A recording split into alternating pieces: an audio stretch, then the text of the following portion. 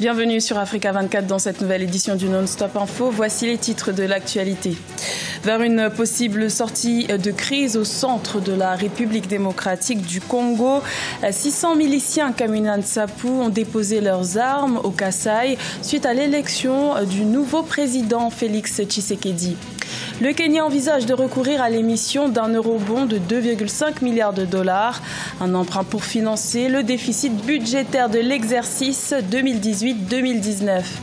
Et le Tchad subit durement les effets du changement climatique. Le couvert forestier a en grande partie disparu. Pour inverser la tendance, le gouvernement recommande le recours à l'agroforesterie.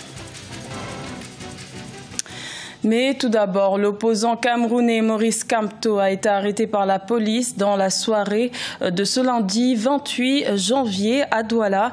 Le leader du mouvement pour la renaissance du Cameroun a été interpellé alors qu'il se trouvait au domicile de l'un de ses partisans, Albert Zongan, 2 jours après avoir été à l'initiative de manifestations contre le pouvoir en place. Il serait actuellement en cours de transfert vers Yaoundé.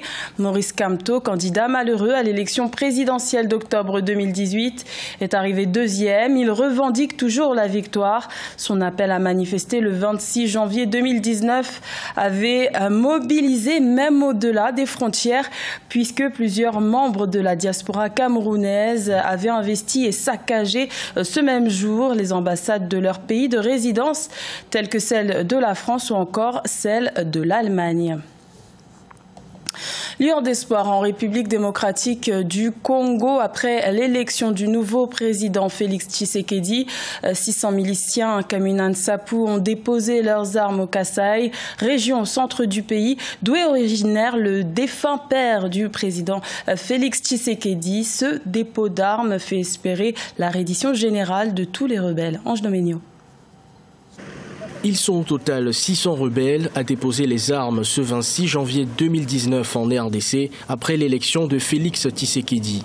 Originaire de la province du Kasaï, au centre du pays, où les violences ont fait environ 3000 morts, ces rebelles ont exprimé leur satisfaction suite à l'investiture du nouveau président congolais et ont affirmé que pour eux, la guerre est bel et bien finie. Les milices du centre du pays, donc les Kamina Nsapu, opèrent dans un territoire qui est aussi le bastion de l'UDPS, donc le parti de Félix Tshisekedi. Et la plupart des membres de ces milices sont aussi des électeurs de l'UDPS. Il s'agit là d'une euphorie qui a accompagné l'annonce de la victoire de Félix Tshisekedi aux élections présidentielles.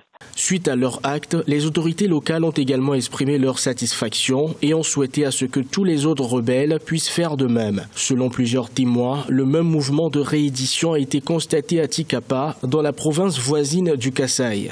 Mais cela ne veut pas dire qu'il y a là une résolution du conflit de Kamina Nsapu. Tant il est vrai qu'il faudra voir très bien, très clairement le schéma que le nouveau pouvoir va utiliser pour juguler cette crise. Et là, il faudra une approche plus globalisante qui nécessite d'avoir une compréhension du problème, mais avant, évidemment, d'envisager des solutions.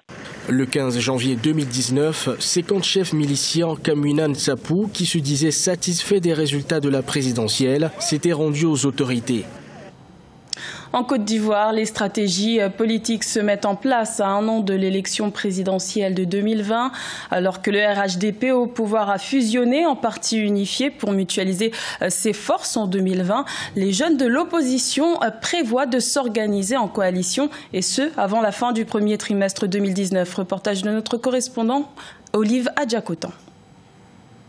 En Côte d'Ivoire, certains jeunes du Front populaire ivoirien, du Parti démocratique de Côte d'Ivoire, de plusieurs mouvements politiques et organisations de la société civile annoncent la création d'une plateforme de la jeunesse de l'opposition avant la fin du premier trimestre 2019.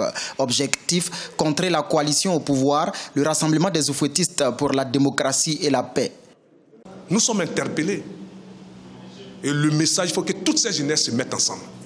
Cette jeunesse se mette ensemble pour que des actions d'envergure, par des moyens légaux, puissent être menées pour mettre fin à la gestion de Ouattara. Ces différents jeunes issus des partis, des mouvements politiques et de la société civile comptent initier plusieurs tournées dans le pays pour présenter les idéaux de la future plateforme aux populations. Nous allons organiser des meetings, des rencontres, aller à l'encontre des femmes pour leur dire, quel que soit ce dont vous avez été victime dans la crise post-électorale de 2011, vous devez prôner la paix, c'est-à-dire déposer les armes, pour déposer la hache de guerre et prôner la paix pour ne pas que d'autres personnes soient victimes, d'autres femmes soient victimes encore de la crise de 2011. Au niveau également des responsables politiques des partis d'opposition, les consultations se multiplient en vue de mettre en place une plateforme avant la présidentielle de 2020.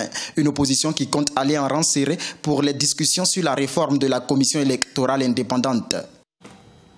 La crise économique traversée par la République du Congo en 2018 a considérablement ralenti les actions des parlementaires sur le terrain, raison pour laquelle 36 affaires non traitées en 2018 vont être soumises aux parlementaires en ce début d'année 2019. Les travaux s'ouvriront dès le 1er février à Brazzaville. Reportage de notre correspondant Deva Panzou.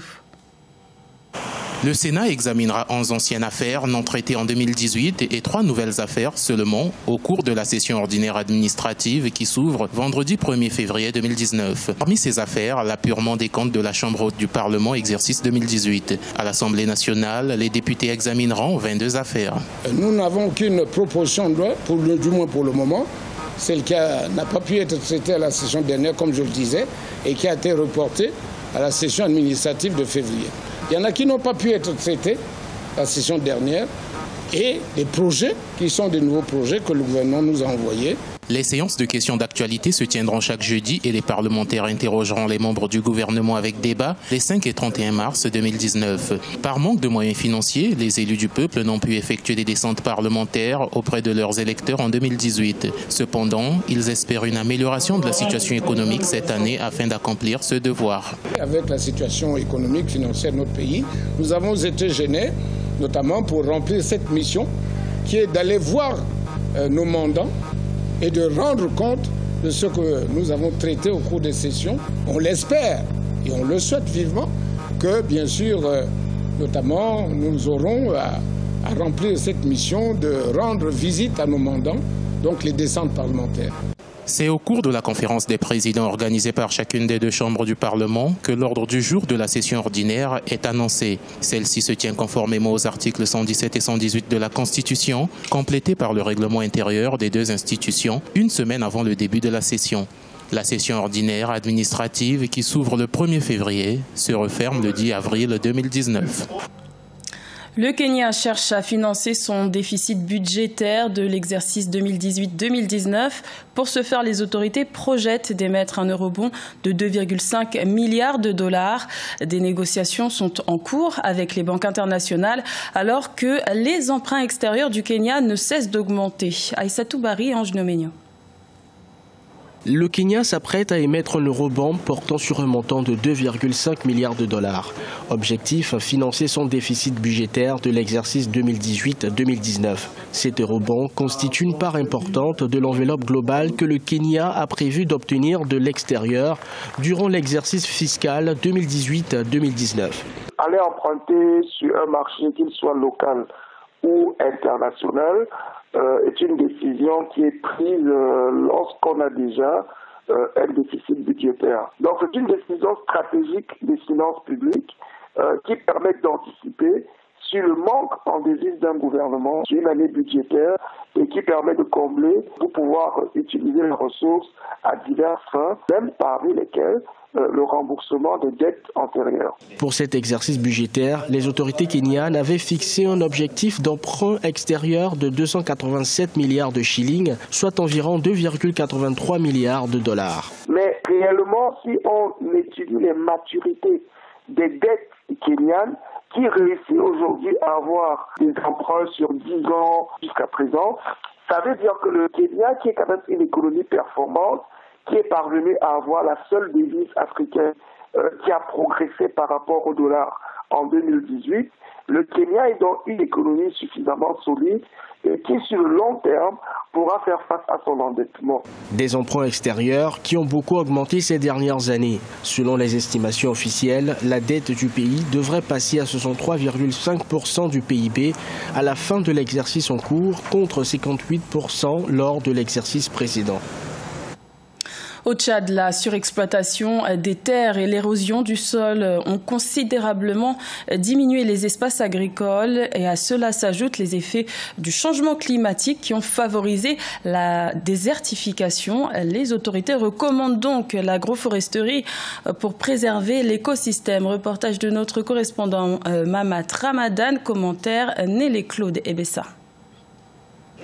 Au Tchad, les autorités comptent promouvoir l'agroforesterie pour limiter la déforestation dans la province du Guéra, une zone agricole située au centre du pays. À travers son projet d'amélioration de la résilience des systèmes agricoles, le gouvernement a organisé du 21 au 28 janvier 2019 une vaste campagne de sensibilisation sur la gestion durable des ressources naturelles auprès des producteurs ruraux. Sous prétexte de défricher nos champs, nous détruisons notre écosystème en coupant abusivement les arbres. Nous causons volontairement des dégâts à notre environnement et favorisons l'avancée du désert. Vous l'avez remarqué vous-même, la rareté des pluies et l'appauvrissement des sols ces dernières années. Nous devons cultiver nos terres sans détruire les forêts car elles nous protègent contre le changement climatique. Selon les experts, l'agroforesterie contribuera à restaurer l'écosystème de la région dévasté par les cultures extensives. Ils recommandent que les populations rurales privilégient les cultures de décrue et de contre-saison pour mieux faire face à la rareté des pluies et à l'érosion. Les saisons de pluie deviennent de plus en plus courtes et nos traditionnelles cultures saisonnières sont menacées. C'est pourquoi vous devez adapter vos semences au changement climatique. Vos produits doivent être stockés dans les magasins qui respectent les normes climatiques comme ceux construits par le projet Parsat. D'après les autorités, planter les arbres autour des champs permet d'améliorer les microclimats et réduire l'érosion de sol causée par les vents, diminuant ainsi les dommages causés aux plantations et à l'environnement. Ce journal a été réalisé par l'ensemble de la rédaction. Merci de votre fidélité. L'information continue sur Africa 24.